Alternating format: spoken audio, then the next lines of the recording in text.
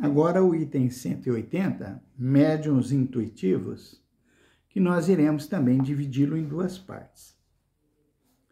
A comunicação do pensamento do espírito pode dar-se também por meio do espírito do médium, ou melhor, da sua alma, desde que designemos por essa palavra o espírito quando encarnado.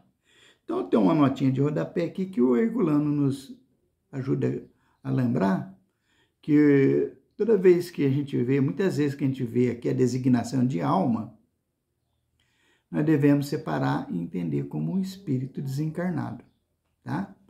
Porque lá na introdução do livro dos Espíritos, nós vamos ver que alma é o espírito encarnado, tá? E aqui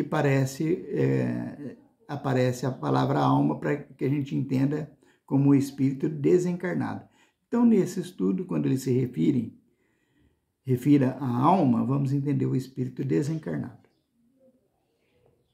O espírito comunicante, nesse caso, não age sobre a mão para fazê-la escrever. Não a toma, nem a guia, agindo sobre a alma com a qual se identifica. É então a alma do médium, que sob essa impulsão dirige a mão e esta o lápis. Notemos aqui um fato importante que se deve conhecer.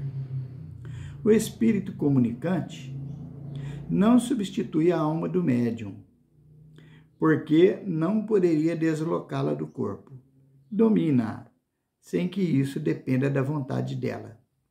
Ele imprime a sua própria vontade. Assim, o papel da alma não é absolutamente passivo. É ela que recebe o pensamento do espírito e o transmite. Nessa situação, o médium tem consciência do que escreve, embora não se trate de seu próprio pensamento. É o que se chama médium intuitivo. Tem outra nota de rodapé. O Herculano diz assim: esta explicação de Kardec sobre o mecanismo da mediunidade ou do ato mediúnico afasta a ideia falsa que geralmente se faz de que o espírito comunicante se incorpora no médium. Não há realmente incorporação, mas apenas sintonia ou indução mental. A afirmação de que o espírito comunicante domina a alma do médium parece contradita ou contraditada pela afirmação de que o espírito comunicante domina a alma. Eu repeti a linha. Do médium parece contraditada pela afirmação seguinte, de que a alma não é passiva. Basta lembrar que o domínio se refere apenas ao estabelecimento da relação fluídica, pois se o médium não quiser, não transmite a mensagem, para compreender-se de que não há contradição. O ato mediúnico é resultante de colaboração. Nós iremos, então, começar pelo fim aqui, o nosso entendimento do assunto.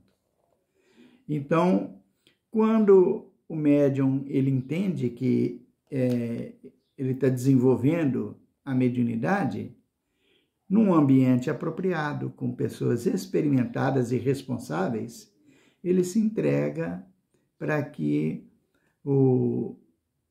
a função mediúnica se complete.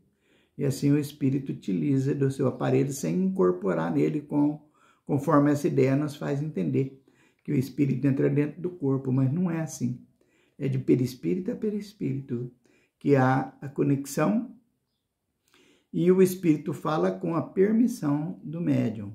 Porque enquanto ele não conhece esses assuntos, enquanto ele não procura a doutrina espírita, como não há outras filosofias, nem religiosas e nem puramente científicas, que tratam de mediunidade, ele fica resistindo a essa aproximação do espírito e sofre muito com isso. Dores, importunações, escuta vozes, né? Ordens que recebe, e isso causa uma perturbação muito grande, mas quando ele educa a sua mediunidade, ele se coloca a serviço e ele dá a sua colaboração para que o ato mediúnico aconteça e o espírito transmita a sua mensagem.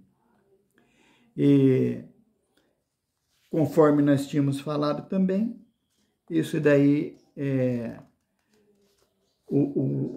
a mediunidade, a faculdade mediúnica, quando ela é mecânica, o médium não tem consciência. Mas quando o médium tem consciência do que está acontecendo, na maioria das vezes não se trata de mediunidade psicográfica, mas é uma mediunidade intuitiva. O médium é intuitivo, ou seja, o espírito vem e fala para o espírito do médium encarnado.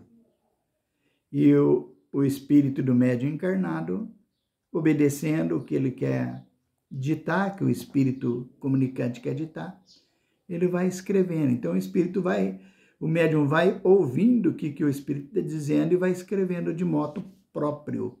E não é o espírito que se apodera do braço dele, como na mediunidade psicográfica.